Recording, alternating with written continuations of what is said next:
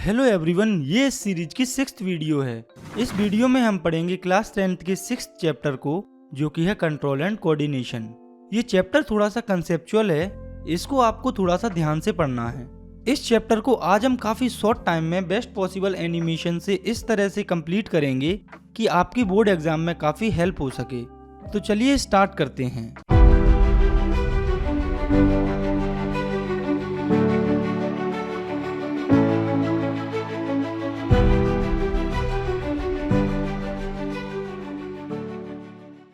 तो जैसा कि इस चैप्टर का नाम है कंट्रोल एंड कोऑर्डिनेशन, तो इस चैप्टर में हम उन सिस्टम्स के बारे में पढ़ेंगे जो कि हमारी बॉडी को कंट्रोल करते हैं। लेकिन उन सिस्टम्स के बारे में पढ़ने से पहले हम ये जान लेते हैं कि कंट्रोल क्या होता है और कोऑर्डिनेशन क्या होता है।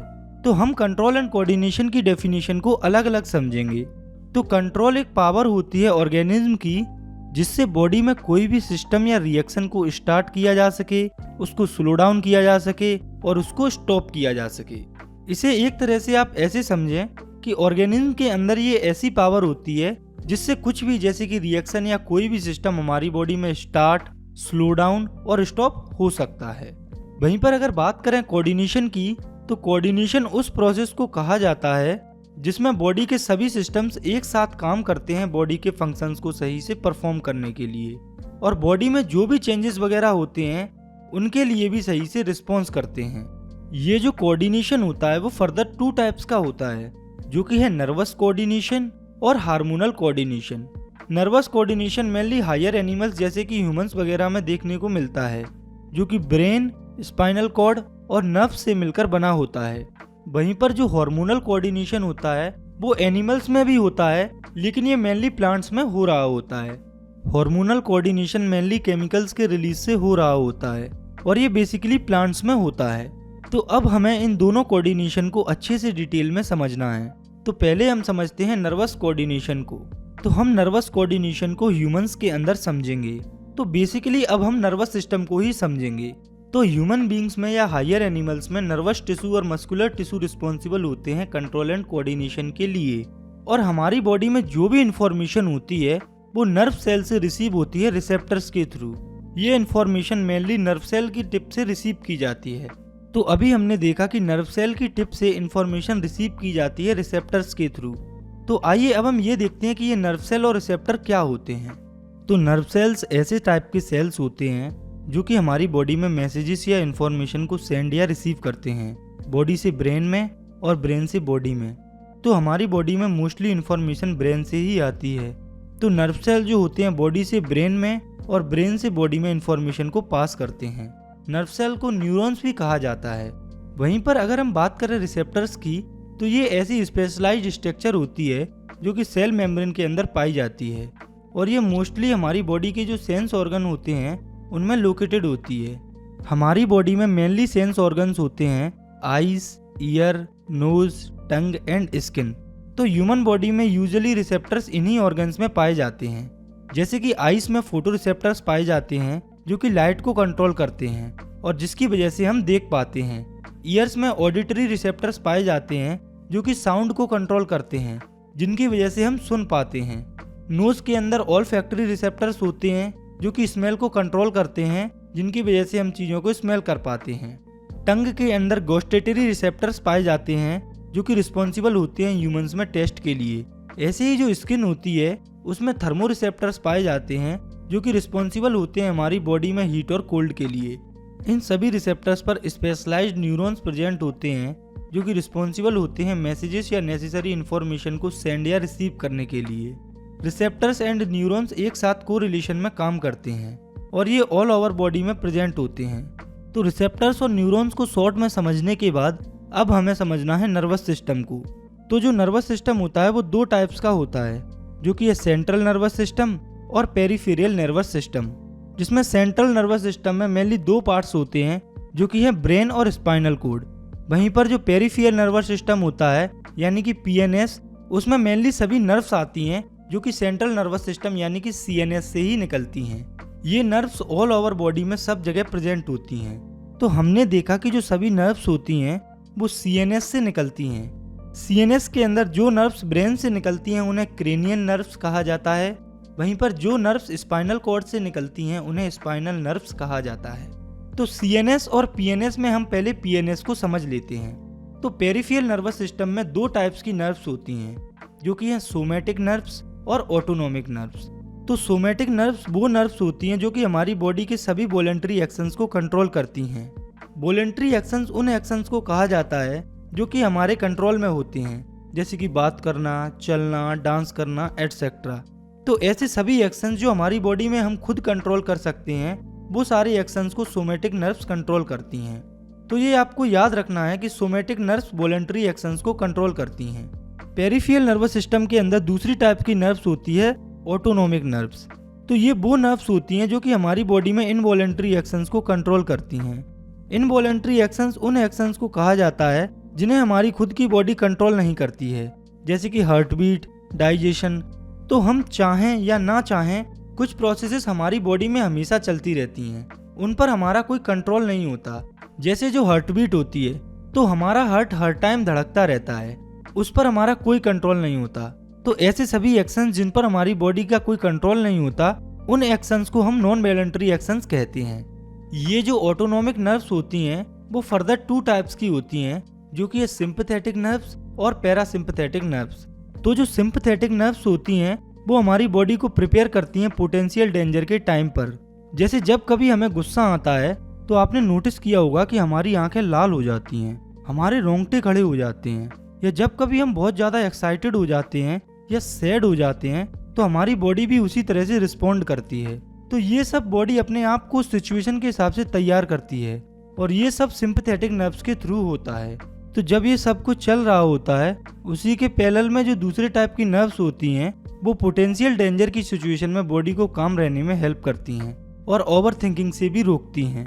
जैसे कि आपने नोटिस किया होगा कि कभी कभी हम काफ़ी गुस्से में होते हैं लेकिन फिर धीरे धीरे नॉर्मल हो जाते हैं, या कभी कभी हम बहुत ज़्यादा खुश हो जाते हैं लेकिन उस केस में भी हम धीरे धीरे जो है वो नॉर्मल हो जाते हैं। तो ये जो सब है वो पैरासिम्पैथेटिक नर्व्स के कारण होता है। तो अब आप देखिए, जो सिंपैथेटिक नर्व्स होती हैं वो हमारी बॉडी को तैयार करती हैं फाइट या किसी भी इमरजेंसी सिचुएशन के रिस्पॉन्स के लिए। वहीं पर पैरासिम्पैथेटिक नर्व्स बॉडी को काम डाउन करती हैं। तो अब हमने नर्व सेल की डेफिनेशन, उनके टाइप, सब चीज़ों को समझ लिया है। अब हमें डायग्राम के थ्रू ये देखना है कि एक पर्टिकुलर नर्व सेल कैसा दिखता है और वो कैसे काम करता है। तो जो नर्व सेल होता है उसे न्यूरॉन भी कहा जाता है। तो अब अगर मैं कहीं न्यूरॉन टर्म का यूज़ करूं तो आपको समझ जाना है कि यहाँ पर नर्व सेल की ही बात हो रही है। तो आप ये जो डायग्राम देख रहे हैं, ये है एक न्यूरॉन। ऐसे ही आपकी बॉडी में मिलियंस में न्यूरॉन्स प्रेजेंट होते हैं। तो इस डायग्राम में ये स्ट्रक्चर है डेंड्राइट, ये है एक्सॉन, ये है सेल बॉडी और ये है न्यूक्लियस, और ये जो लास्ट में आप देख रहे हैं इसे नर्व एंडिंग कहा जाता है। तो ये तो है न्यूरॉन का डायग्राम। अब हम देखते हैं इसकी वर्किंग, मतलब कि ये काम कैसे करता है। तो सबसे पहले कोई भी मैसेज या इन्फॉर्मेशन जो बॉडी के अंदर होती है वो न्यूरॉन के डेंड्राइट टिप पर एक्वायर होती है। वहाँ पर एक केमिकल रिएक्शन होती है जिससे इलेक्ट्रिकल इम्पल्स जनरेट होती है। इलेक्ट्रिकल इम्पल्स बेसिकली एक इलेक्ट्रिकल सिग्नल होता है जो कि एक्सॉन के थ्रू ट्रेवल करता है। तो सबसे पहले डेंड्राइट पर इंफॉर्मेशन को एक्वायर किया जाता है और वहीं पर एक इलेक्ट्रिकल इम्पल्स जनरेट होती है, और इलेक्ट्रिकल इम्पल्स जनरेट होने के बाद ये सेल बॉडी में आ जाती है। सेल बॉडी से पास होती हुई ये इन्फॉर्मेशन एक्सॉन में पहुंच जाती है, और एक्सॉन के बाद ये इन्फॉर्मेशन नर्व एंडिंग में पहुंच जाती है। तो ये तो हो गई बात कि एक पर्टिकुलर न्यूरॉन के अंदर इन्फॉर्मेशन कैसे ट्रेवल करती है। तो हम जानते हैं कि हमारी बॉडी में मिलियंस ऑफ न्यूरॉन्स प्रेजेंट होते हैं और इन्फॉर्मेशन को काफ़ी सारे न्यूरॉन से पास होना होता है।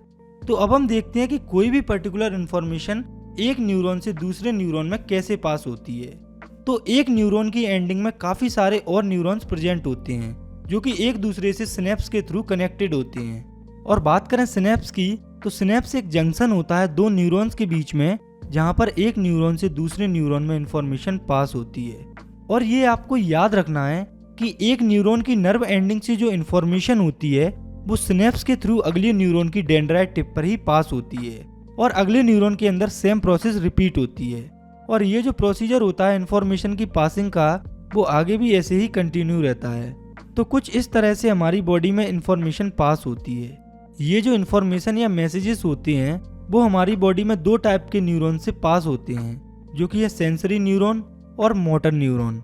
तो सेंसरी न्यूरॉन्स वे न्यूरॉन्स होते हैं जो कि इन्फॉर्मेशन को सेंस करके हमारे ब्रेन में पहुंचाते हैं, और मोटर न्यूरॉन्स वे न्यूरॉन्स होते हैं जो कि ब्रेन से जो भी रिस्पॉन्स होता है उसे बॉडी तक पहुंचाते हैं। आगे हमें समझना है एक काफ़ी इम्पोर्टेंट टर्म को, जो कि है रिफ्लेक्स एक्शन।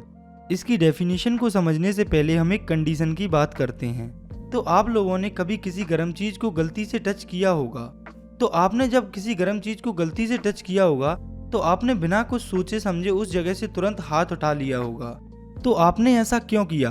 क्योंकि हमने तो पढ़ा है कि पहले पूरी इन्फॉर्मेशन ब्रेन में जाती है, फिर ब्रेन रिस्पॉन्ड करता है, तब जाके हम कोई एक्शन लेते हैं। लेकिन इस केस में आप देखिए ऐसा तो कुछ हुआ नहीं। तो जितने भी सडन इनवॉलेंट्री रिस्पॉन्स होते हैं जिनमें कोई थिंकिंग इन्वॉल्व नहीं होती, उन एक्शंस को रिफ्लेक्स एक्शन कहा जाता है। इसे सिंपली आप ऐसे समझिए कि एकदम दिए गए रिस्पॉन्स जिनमें थिंकिंग इन्वॉल्व ना हो उन्हें रिफ्लेक्स एक्शन कहा जाता है।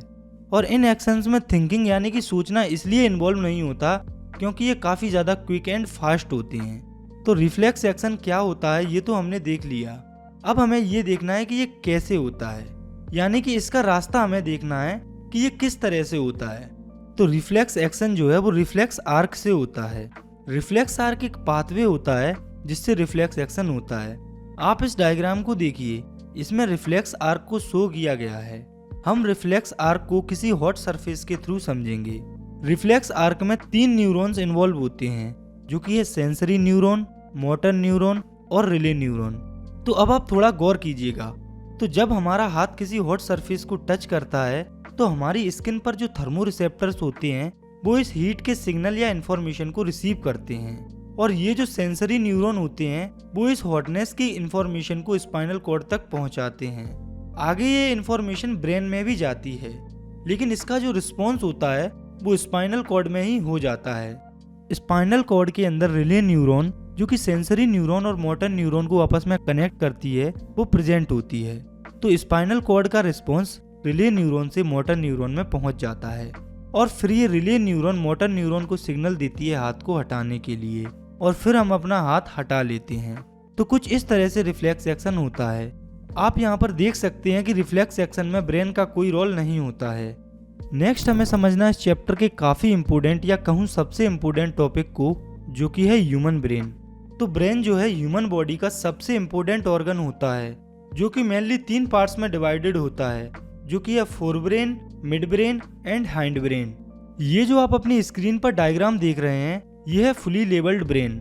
ये डायग्राम काफ़ी बड़ा होता है तो डायरेक्टली ये एग्जाम में नहीं पूछा जाता, लेकिन कई बार एग्जाम में इसकी लेबलिंग पूछी जाती है। इसीलिए आपको इसमें ये अच्छे से याद करना है कि कौन सी चीज़ ब्रेन में कहाँ पर प्रेजेंट होती है। इसके साथ ब्रेन की जो कवरिंग होती है उसे स्कल या क्रेनियम कहा जाता है, जो कि ब्रेन को प्रोटेक्ट करती है किसी एक्सीडेंट के टाइम पर। तो हमने देखा है कि ब्रेन के 3 पार्ट्स होते हैं, तो चलिए समझते हैं अब उन तीनों पार्ट्स को। तो शुरुआत करते हैं फोरब्रेन से। तो ब्रेन का ये वाला पार्ट फोरब्रेन होता है। इसमें 2 चीज़ें इंक्लूडेड होती हैं, जो कि है सेरेब्रम और हाइपोथैलेमस। तो सेरेब्रम के अंदर thinking centre, speech centre, judgement centre, emotional centre present होते हैं। तो जो कुछ भी हम सोचते हैं, बोलते हैं, जज करते हैं, ये सब कुछ हमारी बॉडी में सेरेब्रम के कारण ही होता है। ये सब डिसीजन सेरेब्रम के थ्रू ही लिए जाते हैं। सेरेब्रम हमारे ब्रेन का लार्जेस्ट पार्ट होता है और ये हमारी बॉडी के सभी वॉलेंटरी एक्शंस को कंट्रोल करता है, और इसे ब्रेन की अर्थमेटिक यूनिट भी कहा जाता है। वहीं पर जो हाइपोथैलेमस होता है वो हमारी बॉडी में हंगर, थ्रिस्ट और टेम्परेचर को कंट्रोल करता है, यानी कि हमें जो भूख प्यास लगती है और खाना खाने के बाद या पानी पीने के बाद फुलफिलमेंट की जो फीलिंग आती है वो सब कुछ हाइपोथैलेमस की वजह से ही होता है। तो ये था हमारा फोरब्रेन। फोरब्रेन के बाद हमें देखना है मिड ब्रेन को। तो आपकी एनसीईआरटी में इसके स्पेसिफिक फंक्शंस तो दिए नहीं हैं, लेकिन आप बस इतना याद रखें कि मिड ब्रेन में ऑडिटरी और विजुअल प्रोसेसिंग सेंटर प्रेजेंट होते हैं। फॉर एग्जाम्पल, जब आपको कोई आवाज़ देता है तो आप उसे सुनकर वापस उसकी तरफ रिस्पॉन्स करते हैं। ये सब मिड ब्रेन के कारण होता है। इसके बाद है ब्रेन का तीसरा पार्ट, जो कि है हाइंड ब्रेन। तो हाइंड ब्रेन जो है वो मिड ब्रेन के साथ मिलकर कुछ इनवॉलेंटरी एक्शंस को कंट्रोल करता है। हाइंड ब्रेन के 3 मेन पार्ट्स होते हैं, जो कि हैं पोन्स, मेडुला और सेरेबेलम। जिसमें से जो पोन्स और मेडुला होते हैं वो हमारी sleep cycle, wake up cycle, breathing, heartbeat जैसे और भी इनवॉलेंट्री एक्शंस को कंट्रोल करते हैं। तो अगर हम सो रहे होते हैं या और भी कुछ कर रहे होते हैं तब भी पोन्स और मेडुला अपने फंक्शंस को कर रहे होते हैं। हाइंडब्रेन के अंदर पोन्स और मेडुला के बाद अब हम बात करते हैं सेरेबेलम की। तो ये हमारी बॉडी पोस्चर और बॉडी बैलेंस को कंट्रोल करता है। तो आपने कभी किसी शराबी को देखा होगा, तो जब कोई शराबी इंसान शराब पी लेता है तो वो सही से खड़ा नहीं हो पाता और ना ही सही से चल पाता है। तो ऐसा इसीलिए होता है क्योंकि अल्कोहल कंजप्शन से सेरेबेलम पर इफेक्ट पड़ता है, जिससे हमारा बॉडी पोस्चर खराब हो जाता है और हम सही से चल नहीं पाते। तो ब्रेन को समझने के बाद अब हम समझते हैं सीएनएस के दूसरे पार्ट को, जो कि है स्पाइनल कॉर्ड। तो ये है स्पाइनल कॉर्ड का डायग्राम ह्यूमन बॉडी के अंदर। तो ह्यूमन बॉडी के अंदर स्पाइनल कॉर्ड कुछ ऐसी होती है। ये हमारी बॉडी की बैक साइड में प्रेजेंट होती है, जो कि हमारे ब्रेन को लोअर बैक से कनेक्ट करती है। और हमारी बॉडी से जो भी सिग्नल्स पास होते हैं वो सब इसी के थ्रू ट्रांसपोर्ट होते हैं। और इसी के साथ हमारी बॉडी में जो भी रिफ्लेक्स एक्शंस होते हैं वो सब स्पाइनल कॉर्ड के कारण ही होते हैं। आगे हमें समझना है सीएनएस प्रोटेक्शन को, यानी कि सेंट्रल नर्वस सिस्टम के अंदर आने वाले ऑर्गन्स की प्रोटेक्शन। तो हम जानते हैं कि सीएनएस के अंदर 2 ऑर्गन्स आते हैं, जो कि हैं ब्रेन और स्पाइनल कॉर्ड। तो बेसिकली अब हमें ये देखना है कि हमारी बॉडी में ब्रेन और स्पाइनल कॉर्ड कैसे प्रोटेक्टेड रहते हैं।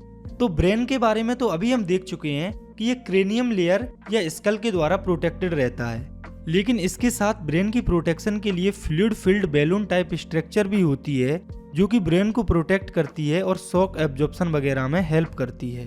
वहीं पर जो स्पाइनल कॉर्ड होती है वो वर्टिबल कॉलम से प्रोटेक्टेड रहती है। इसके साथ ये वर्टिबल कॉलम ह्यूमन बॉडी को शेप देती है। तो आपको वर्टिबल कॉलम के इन दोनों फंक्शंस को याद रखना है, जो कि है स्पाइनल कॉर्ड को प्रोटेक्ट करना और ह्यूमन बॉडी को शेप देना। इसके बाद आगे हमें देखना है कि प्लांट्स के अंदर कोऑर्डिनेशन कैसे होता है। तो प्लांट्स के अंदर कोऑर्डिनेशन के लिए नर्वस सिस्टम नहीं होता है और प्लांट्स के अंदर मोस्टली कोऑर्डिनेशन हार्मोन्स के थ्रू होता है। तो प्लांट्स के अंदर बेसिकली मूवमेंट या कोऑर्डिनेशन 2 टाइप से होता है, जो कि है ड्यू टू स्टिमुलस और ड्यू टू ग्रोथ। तो पहले हम ये समझ लेते हैं कि स्टिमुलाई क्या होता है। तो स्टिमुलाई एक ऐसा चेंज होता है प्लांट्स के अंदर जिसकी वजह से फिजिकल और बिहेवियरल चेंज हमें देखने को मिलते हैं। फॉर एग्जाम्पल अगर हम बात करें प्लांट्स की, तो कुछ ऐसे प्लांट्स होते हैं कि अगर हम उनकी लीव्स को टच कर देते हैं तो वो फोल्ड अप हो जाती हैं। तो इसका मतलब ये हुआ कि प्लांट्स एक्सटर्नल स्टिमुलाई को रिस्पॉन्ड करते हैं। स्टिमुलाई से रिस्पॉन्स को देखने के बाद आगे हमें समझना है मूवमेंट ड्यू टू ग्रोथ को। तो प्लांट्स जो है वो किसी पर्टिकुलर डायरेक्शन में ग्रोथ की तरफ रिस्पॉन्ड करते हैं। तो ये ग्रोथ डायरेक्शनल होती है। और जो एनवायरनमेंट के ट्रिगर्स होते हैं जैसे कि लाइट, ग्रेविटी, प्लांट्स मेनली इन्हीं के रिस्पॉन्स में डायरेक्शनल ग्रोथ शो करते हैं। आपने शायद कभी नोटिस किया होगा कि जो प्लांट्स होते हैं उनकी ब्रांचेस लाइट की तरफ बेंड होती हैं।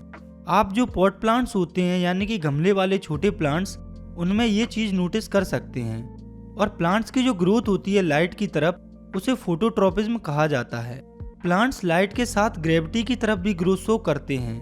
जैसे जो प्लांट्स की रूट्स होती हैं वो ग्रेविटी की तरफ ग्रोथ शो करती हैं, जो कि अपोजिट होती हैं सनलाइट की ग्रोथ से। और प्लांट्स की ग्रेविटी की तरफ ग्रोथ को जियोट्रोपिज्म कहा जाता है। तो अब आप सोच रहे होंगे कि ये ट्रोपिज्म क्या है। तो ट्रोपिज्म का मतलब होता है टुवर्ड्स ग्रोथ। तो फोटोट्रोपिज्म और जियोट्रोपिज्म के बाद आगे हमें देखना है कीमोट्रोपिज्म को। तो जो प्लांट्स होते हैं वो केमिकल्स की तरफ भी अपनी ग्रोथ शो करते हैं। जैसे कि जो प्लांट्स के अंदर पोलन ट्यूब्स होते हैं वो ओव्यूल्स की तरफ ग्रोथ शो करते हैं। तो केमिकल्स की ही तरह जो प्लांट्स होते हैं वो वाटर की तरफ भी ग्रोथ शो करते हैं, जिसे हाइड्रोट्रोपिज्म कहा जाता है।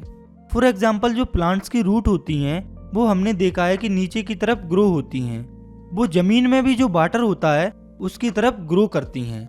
आपको एक बात याद रखना है कि जो मूवमेंट रिलेटेड टू ग्रोथ होती है वो धीरे से होती है, यानी कि आराम से होती है स्टिमुलस के रिस्पॉन्स के कंपैरिजन में। इसके बाद आगे हमें समझना है प्लांट हार्मोन्स को। तो प्लांट हार्मोन्स को फाइटो हार्मोन्स भी कहा जाता है। और इन फाइटो हार्मोन्स को 2 पार्ट्स में डिवाइड किया जाता है, जो कि है ग्रोथ प्रोमोटर हार्मोन्स और ग्रोथ इनहिबिटर हार्मोन्स। जिसमें से ग्रोथ प्रोमोटर हार्मोन्स वे हार्मोन्स होते हैं जो कि प्लांट्स के अंदर ग्रोथ को प्रमोट करते हैं, यानी कि बढ़ाते हैं। और प्लांट्स के अंदर 3 ग्रोथ प्रोमोटर हार्मोन्स होते हैं, जिसमें कि पहला है ऑक्सिन। तो ये हार्मोन रिस्पॉन्सिबल होता है प्लांट में सेल इलोंगेशन के लिए, यानी कि ये हार्मोन बेसिकली सेल इलोंगेशन करता है, जिसकी वजह से प्लांट में ग्रोथ देखने को मिलती है। दूसरा ग्रोथ प्रोमोटर हार्मोन है जिब्रेलिन।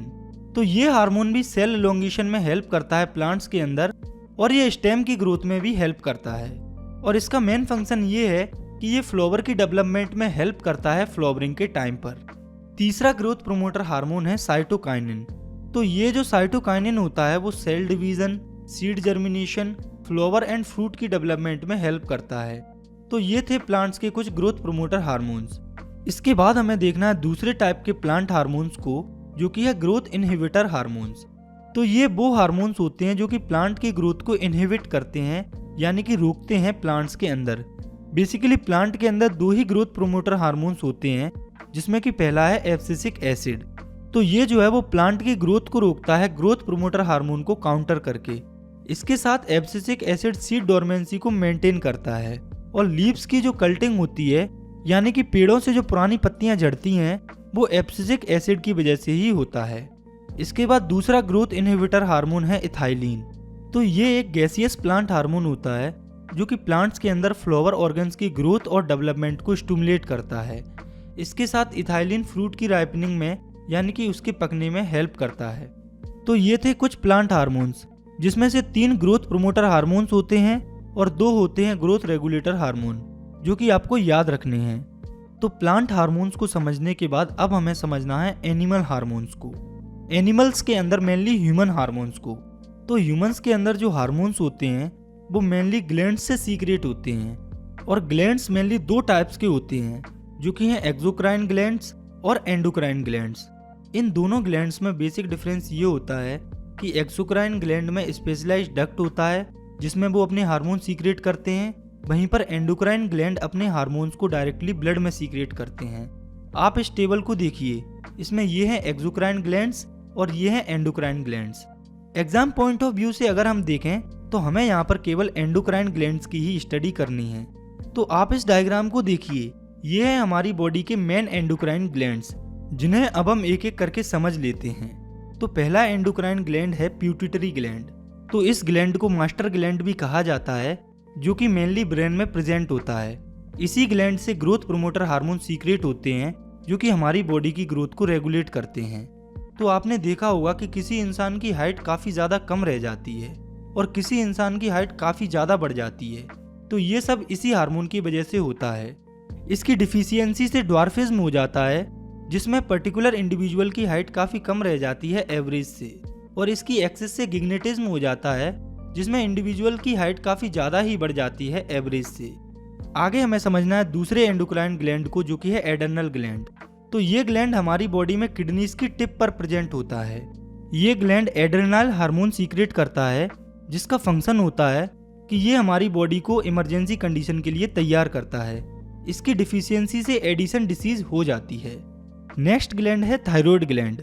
तो ये ग्लैंड नेक साइड में प्रेजेंट होता है, जो कि थायरोक्सिन हार्मोन सीक्रेट करता है, जो कि हमारी बॉडी में ग्रोथ और मेटाबॉलिज्म की रेट को बैलेंस करता है। इसकी कमी से हमारी बॉडी में गोइटर डिसीज हो जाती है। थायराइड के बाद अगला ग्लैंड है पैराथायराइड ग्लैंड। तो ये ग्लैंड थायराइड ग्लैंड की बैक साइड में लोकेटेड होता है, और ये पैराथायराइड हार्मोन सीक्रेट करता है, जो कि हमारी बॉडी में कैल्शियम के बैलेंस को रेगुलेट करता है। और अगर इसकी कमी हो जाती है हमारे ब्लड में, तो इससे हमारे ब्लड में कैल्शियम की कमी आ जाती है, जिसे हाइपोकैल्सीमिया कहा जाता है। इसके बाद अगला एंडोक्राइन ग्लैंड जो कि हमें समझना है वो है पेनक्रियास। तो ये ग्लैंड अपर एब्डोमेन और ड्यूडेनम के बीच में प्रेजेंट होता है, जो कि इंसुलिन और ग्लूकागन हार्मोन सीक्रेट करता है। इसका मेन फंक्शन ये है कि ये हमारे ब्लड में ग्लूकोज और ब्लड शुगर लेवल को मेंटेन करता है, और अगर इसकी डिफिशियंसी हो जाती है हमारी बॉडी में, तो हमारी बॉडी में डायबिटीज डिसीज हो जाती है। आगे हमें समझना है सेक्स हार्मोन्स के बारे में। तो ह्यूमन बींग्स के अंदर मेल्स और फीमेल्स में सभी हार्मोन्स सेम होते हैं। सिर्फ सेक्स हार्मोन ही ऐसे हार्मोन्स होते हैं जो कि मेल्स में अलग होते हैं और फीमेल्स में अलग होते हैं। मेल्स में सेक्स हार्मोन होता है टेस्टोस्टेरोन, और फीमेल्स में होता है प्रोजेस्टेरोन और ईस्ट्रोजन। इनके बारे में डिटेल्ड स्टडी हम अगले चैप्टर में करेंगे। यहाँ केवल आपको इनके नाम ही याद रखने हैं। चैप्टर के बिल्कुल लास्ट में हमें समझना है फीडबैक मैकेनिज्म को। तो जो फीडबैक मैकेनिज्म होता है वो हार्मोन्स के रिलीज होने की टाइमिंग और उनके अमाउंट को रेगुलेट करता है, यानी कि हमारी बॉडी में कब कितने अमाउंट में हार्मोन सीक्रेट होना होता है, ये सब कुछ फीडबैक मैकेनिज्म ही कंट्रोल करता है। जैसे कि जब हम सिंपली बैठे हुए होते हैं तब हमारा एड्रेनल हार्मोन सीक्रेट नहीं होता, लेकिन जब भी कोई इमरजेंसी या एक्सीडेंटल सिचुएशन आती है तो एड्रेनल हार्मोन सीक्रेट हो जाता है। तो ये सब और इसके अलावा और भी हार्मोन्स जो हमारी बॉडी में सीक्रेट होते हैं वो सब फीडबैक मैकेनिज्म से ही रेगुलेट होते हैं। तो इस वीडियो में केवल इतना ही। अगर आपको ये वीडियो पसंद आई है तो आप इसे लाइक कर सकते हैं और चाहें तो इस चैनल को भी सब्सक्राइब कर सकते हैं इस सीरीज की नेक्स्ट वीडियोस को देखने के लिए। मिलते हैं नेक्स्ट वीडियो में, तब तक के लिए thanks for watching, take care, bye.